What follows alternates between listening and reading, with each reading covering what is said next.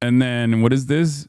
Hassan Piker that we have to be very careful about because we have already seen this show. And if you are not as old as me, you might not realize it. I'm almost 40. I worked in politics for a while. You're I almost studied 40. it. How is that possible? And You I've look been like you're 20. involved in the Democratic Party since like, I would say 2004. So a really long time. And we've had multiple instances where this has happened. And I've fallen victim to this personally, where like, for example, between Hillary and Bernie, I was led to believe from the Democratic establishment, okay, like these millionaires who are supporting APAC and all of this stuff, they're not actually supporting the centrist Democrats, like the establishment, the Chuck Schumers, the Nancy Pelosi's. And they made everyone believe that like a Bernie Sanders, a progressive person, could not actually be elected to be president. It had to be somebody centrist to get the moderates.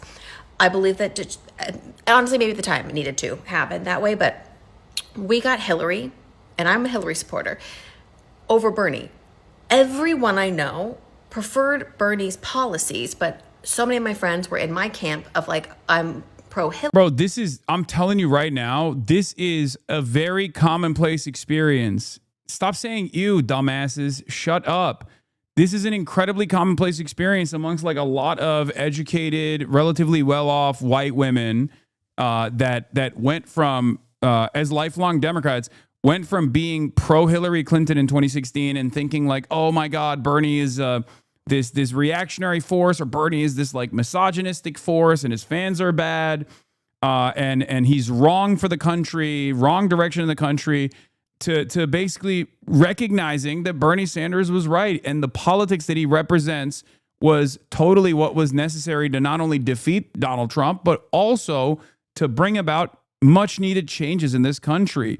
There are a lot of parents of people in this community that feel that way. Jennifer Welch is a great example of this as well. Like, I think you guys are just like casting aside certain productive forces in this country, certain like social changes that are taking place because you just like get stuck on the aesthetics.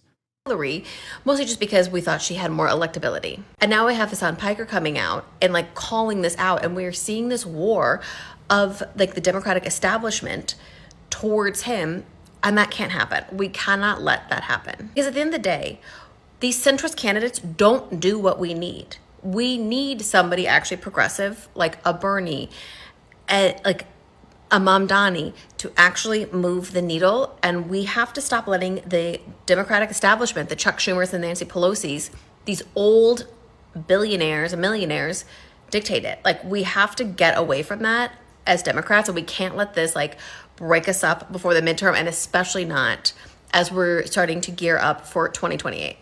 It's so obvious that there are a lot of forces in the party that don't want to make the necessary changes. Like, they're very resistant to the necessary changes that need to be made, right? About social progress, economic progress, and perhaps most significantly, because it's a 90-10 issue, especially for the base, Israel, like our relationship with Israel. And it's crazy that the Democrats are spending a good deal of time and effort attacking that need, like someone who's responsive to the needs of the base, someone who's responsive to the demands of the base, and they're doing so in this like organized manner in a way that they don't do towards, in a way that they don't actually have the same level of smoke for like Republicans.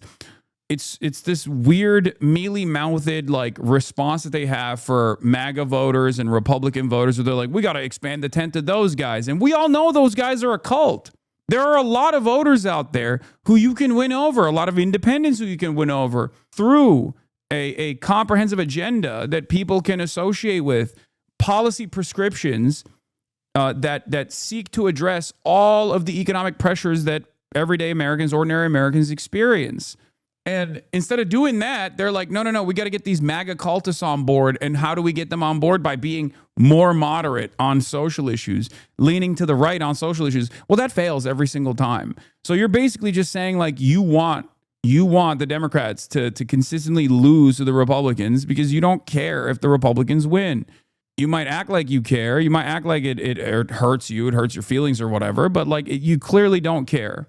And I don't think people are putting up with this. Like, they're seeing the attack ads, they're seeing the organized initiatives, and they're thinking to themselves, like, people that don't even know me, I think, are encountering this information and going, this doesn't make any sense. Why? I don't know about this guy. Why do I have to care about this guy? It seems like he embodies some of the ideals that I have as far as, like, you know, his opinion on Israel. And I've heard for the last 2.5 years over and over again, people who have the same feelings that I do about Israel are consistently getting smeared as anti-Semites. It's ridiculous.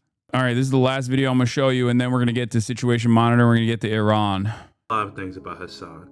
Oh, he's mean. He's egotistical. Oh, he's not left enough. He's basically a liberal. He doesn't go out enough. He doesn't organize enough. Well, let me tell you, the Democratic Party, mainstream media, they think he does too much. Hassan Piker has reached a level of prominence where establishment Democrats, the mainstream media, are writing hit pieces on him. It's not like Hassan is going to have any sway on federal policy, but having the ears of up-and-coming politicians that might make or break, you know, votes on certain bills in the future, that's big. And that's what the Democratic Party is afraid of. And these smear campaigns against Hassan are never going to work because the Democratic Party, even under Trump, is still extremely unpopular. They have no backbone. They have no beliefs. They've sold out to corporate interest. Yeah.